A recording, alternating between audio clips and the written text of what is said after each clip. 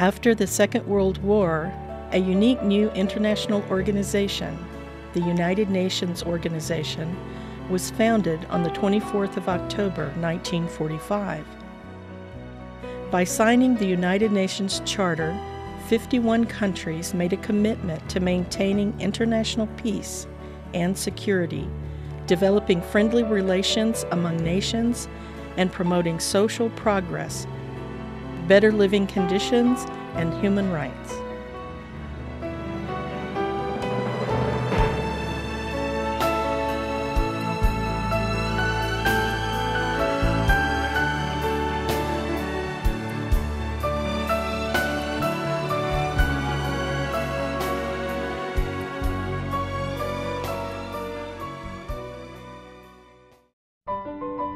For newly independent states, admittance to the United Nations signifies international recognition of both their sovereignty and their status as independent subjects of international law and international relations. Almost immediately following the declaration of independence of the Republic of Kazakhstan on the 18th of December, Akmaral Arastanbekova, the Minister of Foreign Affairs, was sent by President Nazarbayev to New York to begin preparations for Kazakhstan's entry into the United Nations. The UN procedure for becoming a new member state is as follows. Any state which desires to become a member of the United Nations is required to submit an application to the Secretary General and a formal declaration stating that it accepts all obligations contained in the UN Charter. The Secretary General submits the application for consideration to the Security Council, and if the Council supports the admission, the application is then presented to the General Assembly for consideration. Membership becomes effective on the date the resolution for admission is adopted. By the UN General Assembly plenary meeting resolution of the 2nd of March 1992, the Republic of Kazakhstan was accepted for membership of the United Nations. Kazakhstan became the 168th member of the UN organization. The membership of the United Nations has more than tripled since its founding in 1945. This steady expansion of member states show that all countries, big and small, rich and poor, look towards membership of the organizations as an important goal for a free and independent state. It gives me a great pleasure to congratulate our 9 new member states and to welcome them once again on behalf of our entire membership. We are now 175 strong and growing. The flag of the Republic of Kazakhstan should now be raised.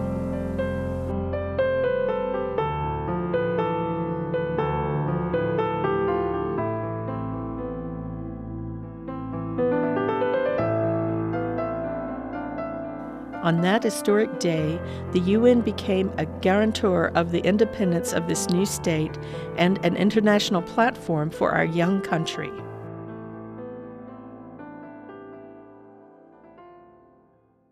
Уважаемый господин председатель, At the preceding session, the Republic of Kazakhstan was unanimously admitted as a member of the United Nations.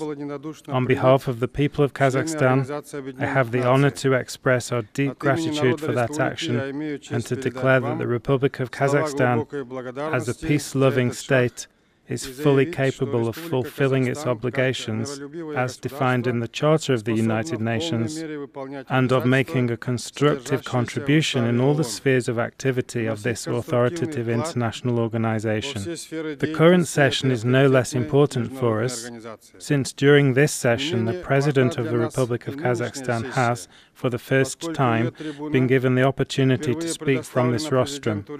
I take this opportunity to extend cordial greetings to all the member states of the United Nations.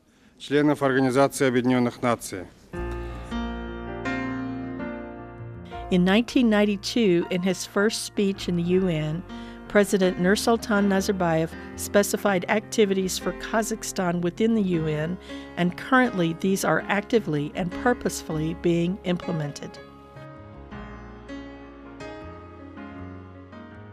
The second aspect on which I should like to focus is the issue of peace and security in our continent of Asia, or, more broadly, in Eurasia. I am referring to the proposal put forward by the Republic of Kazakhstan to hold a conference on interaction and confidence-building measures in Asia. The notion of establishing structures for security and cooperation in Asia of the same type as the Conference on Security and Cooperation in Europe has long been mooted, but has not yet gained wide support.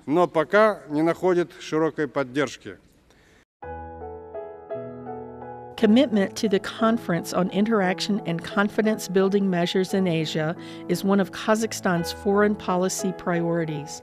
The first ministerial meeting, held in Almaty on the 14th of September 1999, laid the foundation of the CICA with the signing of the Declaration of the Principles Guiding Relations between the CICA member states and the ministers. The Almaty Act, the charter of the CICA, was adopted at the first summit held in Almaty on June 4, 2002. These two documents became stepping stones for the future evolution of the CICA. Following its inception, within a short span of only 10 years, organization has become a fully functioning forum for dialogue and for seeking mutually acceptable measures for resolving problems and conflicts in the region. 16 Asian states joined the forum at that time of its inception, and currently there are 24 member states, which together account for nearly 90% of the territory and population of Asia. 8 countries and 3 multinational organizations, including the United Nations, hold observer status. At the Astana OSCE Summit in December of 2010, President Nazarbayev put forward a proposal to establish closer relations between the Conference on Interaction and Confidence-Building Measures in Asia and the Organization for Security and Cooperation in Europe as a North-South axis, in order to build confidence, integration, in an ambitious new security system spanning the entire Eurasian continent as bounded by the 4 oceans. Kazakhstan's role as chair of the OSCE in 2010 and the fact that the OSCE summit was held in the heart of Eurasia show that Kazakhstan is committed to the idea of trans-Eurasian integration. It is appropriate to recall here the Oriental story which tells of some people who held a contest of strength. One showed the power of his muscles and fists, another found strength in the hardness of his skull, a third one in his fleetness of foot, and the fourth one in the sharpness of his tongue. But one wise man, remembering that no strength is possible without the heart, suggested that they should compete in generosity. The generosity of each country will be what determines the degree to which my proposal is implemented, a sort of competition for the benefit of the whole world. The Republic of Kazakhstan is ready to begin this process immediately. The historic decisions taken by the President of Kazakhstan concerning the closure of Semipalatinsk nuclear test site, voluntary renunciation of the world's 4th largest nuclear and missile arsenal, and joining the Treaty on the Non-Proliferation of Nuclear Weapons were regarded by the UN as among the most important initiatives towards strengthening the non-proliferation movement and promoting international stability. In recognition of the efforts of Kazakhstan and its contribution to the strengthening of global stability, the United Nations General Assembly declared the 29th of August the International Day Against Nuclear Tests. A sobering experience for me to stand on the ground zero where so many nuclear tests were conducted. I was told 456 nuclear tests were conducted here, with a terrible effect on human lives and environmental consequences. We should not repeat this kind of legacy. This is an awful legacy, and in that regard, I highly commend the extraordinary leadership of President Nazarbayev of Kazakhstan, who courageously closed this nuclear test site and initiated a nuclear weapon-free zone in Central Asia. That's a big milestone. The decision on closing the Semipalatinsk nuclear test site and the abandonment of the most powerful nuclear arsenal, our country has reached well-deserved trust by the world community. At the Global Summit on Nuclear Security in Washington, D.C. in 2010, President Nazarbayev made a statement on necessity of updating the comprehensive prohibition and the creation of the International Bank for Nuclear Fuel under IAEA auspices. Lastly, I should like to discuss the vitally important issues of ecology and environmental protection. For Kazakhstan, these issues are embodied in at least two areas, the Aral Sea and Semipalatinsk. The Aral Sea drying up. This is an ecological catastrophe that demands large-scale international emergency assistance. The desertification of the Aral Basin, conjunction with the dispersion of 150 million tons of salt-laden dust, is causing drastic deterioration of the environment, which in turn is negatively affecting the economy and people's health across a vast region with a population of more than 3 million. If today this means tragedy for tens of thousands of people, tomorrow, without emergency intervention by the United Nations, it could mean tragedy for millions.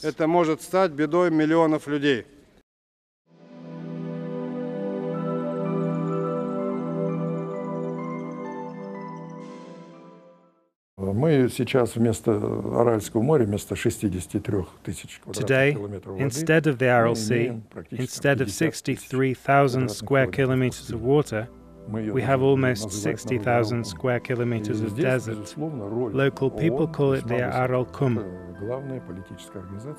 The UN is the most important political organization in the world, and it is playing a major role in saving the Aral Sea. This organization is focusing a lot of attention on our problems. In particular, we have established close cooperation and collaboration with such UN agencies as the Economic Commission for Europe and the Center for Preventive Diplomacy in Ashgabat. We signed a long-term memorandum of understanding on the basis of which we have been working together on integrated water resources management over the past 3 years.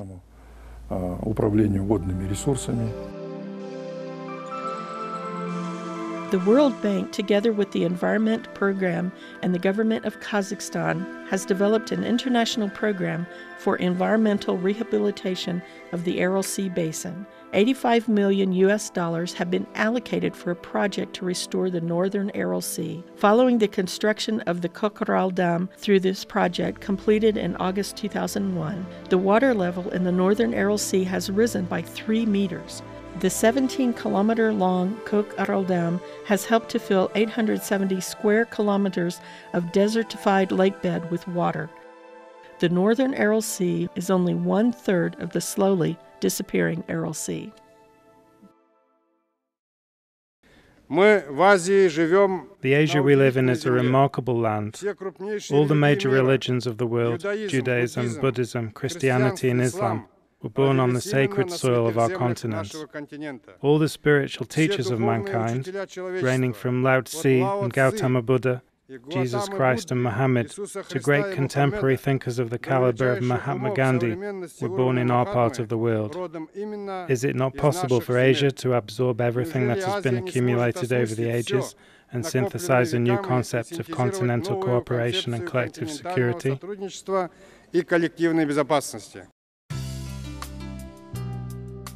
Recognizing that open intercultural and interreligious dialogue contributes to peace and security, our country initiated the idea of holding a Congress of Leaders of World and Traditional Religions, which took place in 2003, 2006, and 2009. The next Congress of Leaders of World and Traditional Religions will be held in May 2012. Current sectarian problems and their resolution, as well as opportunities to strengthen mutual understanding and tolerance between people of different faiths, will be discussed.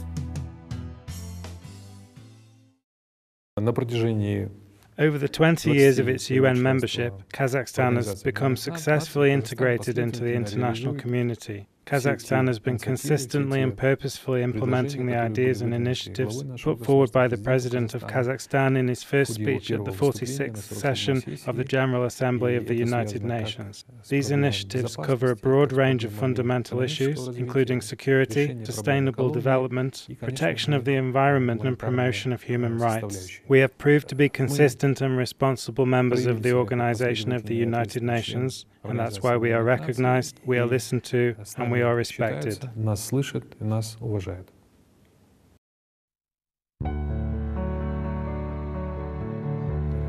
The UN agencies, programs, and funds presented in Kazakhstan have been working in accordance with the goals outlined in the Millennium Declaration that was signed by world leaders, including President Nazarbayev, in New York in September 2000.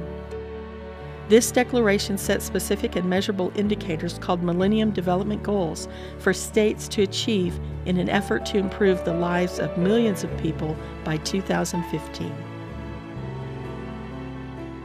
So the United Nations opened its first office in Kazakhstan in 1993, early 1993, just shortly after Kazakhstan became a member state of the UN as an independent country, and has been working intensively with many agencies today. In 2012, we have 17 different UN agencies working in Kazakhstan.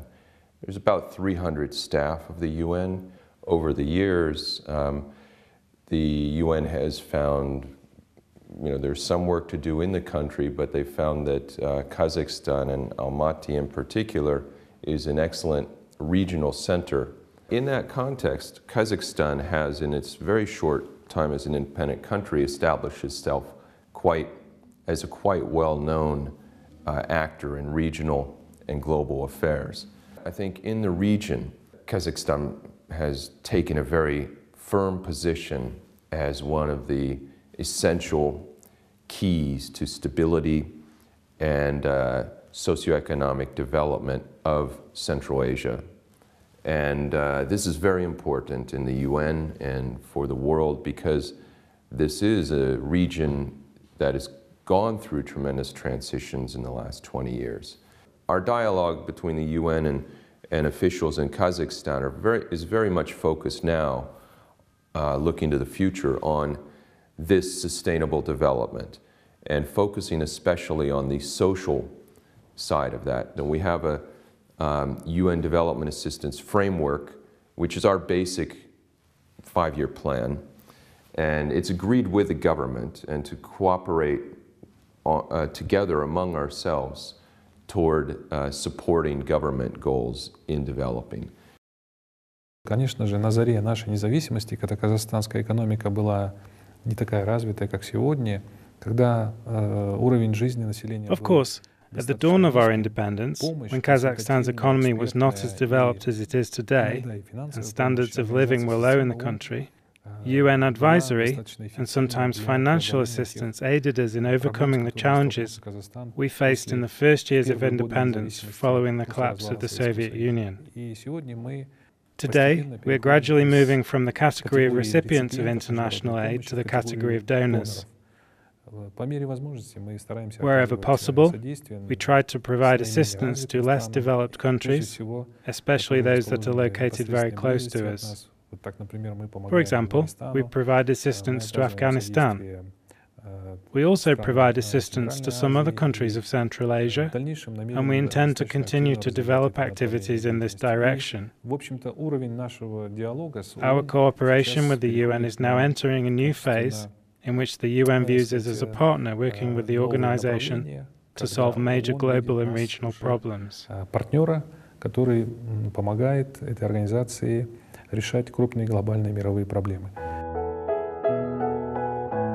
Since entry into the UN, Kazakhstan has actively participated in all of its major events and hosted a number of major international forums under its auspices, such as the first UN International Ministerial Conference of Landlocked and Transit Developing Countries, the 63rd session of the United Nations Economic and Social Commission for Asia and the Pacific, the WHO International Conference dedicated to the 30th anniversary of the Almaty Declaration on Primary Health Care, the 18th session of the General Assembly of World Tourism Organization, and the 6th Ministerial Conference on Environment and Development in Asia and the Pacific.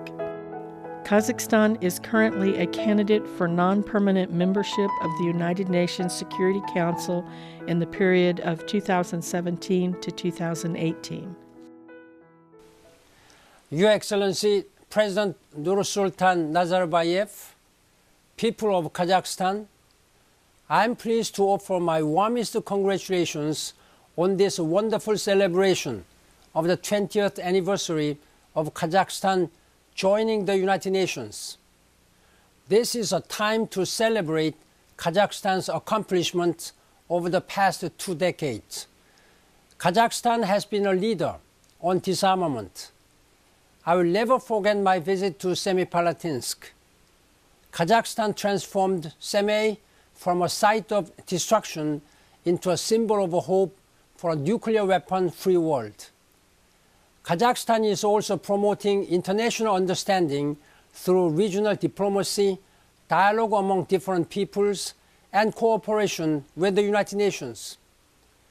Kazakhstan has already reached a number of the Millennium Development Goals to end poverty, hunger, and disease. Now, the United Nations and Kazakhstan are working together to reach the MDG Plus targets and keep our promise to the Kazakh people. I hope in the years to come you will continue to advance. Now is the time for all governments to listen to the voices of their people, safeguard human rights, consolidate democracy, and build a better future. I count on Kazakhstan to continue making improvements at home and making a difference in our world. Thank you. Kazakhstan believes that the United Nations is in demand today more than ever before, and there is no alternative organization in the world. Only under the auspices of this worldwide organization can humanity find effective, collective responses to global challenges.